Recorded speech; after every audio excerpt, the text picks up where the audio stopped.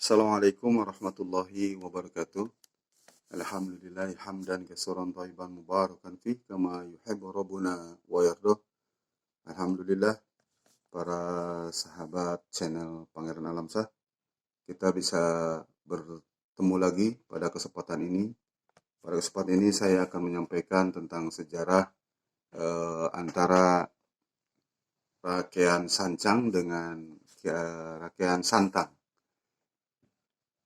Sebagaimana yang sering kita ketahui, dan bahkan itu juga saya alami, saya dapatkan ceritanya semenjak kecil, bahwa Rakean Santang itu adalah merupakan salah seorang yang pernah bertemu dengan Ali bin Abi Thalib. Nah, itu ada cerita dari dulu seperti itu. Apakah benar kajian sejarahnya Rakean Santang atau Kian Santang itu pernah bertemu dengan Ali bin Abi Thalib atau tidak? Maka simaklah gitu kan penjelasan saya berkaitan dengan masalah ini. Hadirin yang dimuliakan oleh Allah, sebetulnya kalau kita lihat Kian Santang itu adalah merupakan seorang anak yang dari Prabu Siliwangi, pemanah rasa, di mana Kian Santang itu dilahirkan kurang lebih tahun 1428 Masehi. Nah, kalau dilihat dari sejarahnya, kalau Ali bin Abi Thalib itu kan lahir sekitar tahun 599 Masehi. Nah, sementara Kian Santang itu lahir di tahun 1428 Masehi. Satu hal yang sangat mustahil gitu kan. Orang yang lahir di abad 15 kemudian bertemu dengan orang yang jauh sebelumnya gitu kan, itu sudah lahir. Itu seperti itu. Nah, ini perlu kita ketahui bahwa siapa sih sebetulnya gitu kan yang bertemu dengan Ali bin Abi Thalib. Apakah betul Kian Santang tadi atau misalkan ada lagi orang yang mirip namanya seperti itu. Nah, tadi kan sudah kita lihat Kian Santang itu lahir di 1428 Masehi gitu kan. Tadi saya sampaikan di mana Kian Santang itu adalah merupakan salah satu anak gitu kan, salah satu anak dari Prabu Siliwangi dari istri yang muslimah, yaitu Nyai Subang Larang gitu kan. Nah, jadi ini adalah satu hal yang tidak mungkin gitu kan. Tidak mungkin karena Kian Santang itu adalah merupakan paman dari Syarif Hidayatullah atau wali songo kita yang terkenal dengan Sunan Gunung Jati. Nah, kalau kita lihat gitu kan, siapa tadi saya ulangi, siapa sebetulnya gitu kan yang pernah bertemu dengan Ali bin Abi Thalib gitu kan. Nah, kalau dilihat dari sejarah kembali ke belakang bahwa sebetulnya ada seorang anak gitu kan, anak raja tapi dari istri yang kastanya lebih rendah dalam silsilah agama Hindu, itu yang disebut dengan kasta Sudra. Itu ada yang namanya adalah Rakean Sancang. Nah, Rakean Sancang ini adalah merupakan anak dari Raja Tarumanagara ke-8, yaitu Kertawarman. Dari istri tadi yang istri dari kasta Sudra. Itu kan. Nah, beliau itu, Rakean Sancang itu adalah lahir pada tahun 591 Masehi. Nah, ini. Jadi, beliau lahir tahun 591 Masehi. Nah, bagaimana ceritanya gitu kan? Bagaimana bisa bertemu dengan sahabat Ali bin Abi Thalib. Nah, itu adalah dikisahkan dalam beberapa kisah dan bahkan ada cerita dari seorang ulama dari Mesir yang diceritakan kepada salah seorang dari tanah air kita di Indonesia. Nah, Rakean Sancang ini tadi lahir tahun 591 adalah dari anak Kertawarman dari istri yang dengan tingkatan ininya Sudra gitu kan dalam agama Hindu. Nah, karena dalam berapa hari nikah di sebuah pedusunan gitu kan yang di daerah Sancang namanya, sehingga beliau diberikan namanya Rakean Sancang itu karena memang ibunya itu adalah Saraswati, itu tinggal di Sancang, di pegunungan Sancang. Sehingga kemudian karena dia anak keturunan raja, maka oleh kakeknya diberikan nama Rakean. Jadi Rakean Sancang. Nah, Rakean Sancang ini gitu kan ada hobinya memang hobi istilah selalu menguji ke kanuragan gitu kan, kanuragan, sehingga orang-orang yang memang memiliki kekuatan itu selalu dijajal oleh beliau.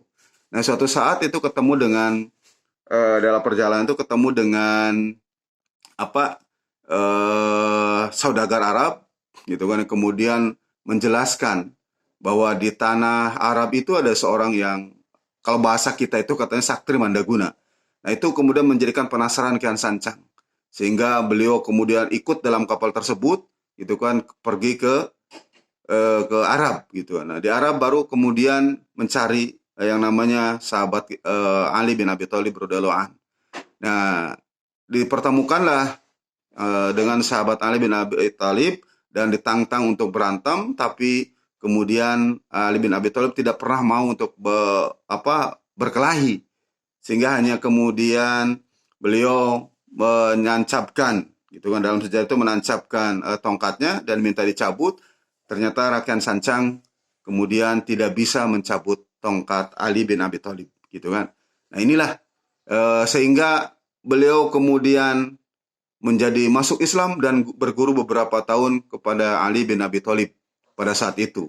Setelah itu pulang, ini kisah singkatnya, setelah itu pulang, dan kemudian berdakwah di daerah Sancang itu dengan menyebarkan Islam, dan ketika kemudian mendengar ada peperangan, beliau ikut perang, balik lagi ke sana, itu kan ikut perang, dan beliau ikut perang di Tripoli dan lain sebagainya macamnya bersama Ali bin Abi Thalib. Bahkan kemudian berguru lagi di sana beberapa lama, karena itulah gitu kan, beliau merasa memiliki atau kekurangan keilmuan, sehingga beliau berguru lagi ke sana dengan sekalian ikut perang jihad. Itu sebagaimana yang dijelaskan oleh seorang ulama Mesir itu kan kepada seseorang yang ada di Indonesia. Nah, ini jadi kalau dilihat dari sejarah yang lebih pantas gitu kan, itu adalah sebetulnya yang bertemu dengan Ali bin Abi Thalib itu adalah Rakyat Sancang, gitu kan, Rakyat Sancang. Karena memang lahir di satu abad dengan Ali bin Abi Thalib, gitu kan. Kalau Kian Santang itu jauh, gitu kan, 15 di abad ke-15 lahirnya, tidak mungkin lah, gitu kan. Jadi yang paling memungkinkan tentang masalah sejarah yang sering dari kecil itu didengar bahwa Kian Santang pernah belajar Islam kepada Ali bin Abi Thalib, karena yang awalnya tidak bisa mencabut gitu, yang tadi mau berantem dan tidak bisa mencabut tongkat Ali bin Abi Thalib, itu tidak mungkin gitu kan, satu hal yang mustahil.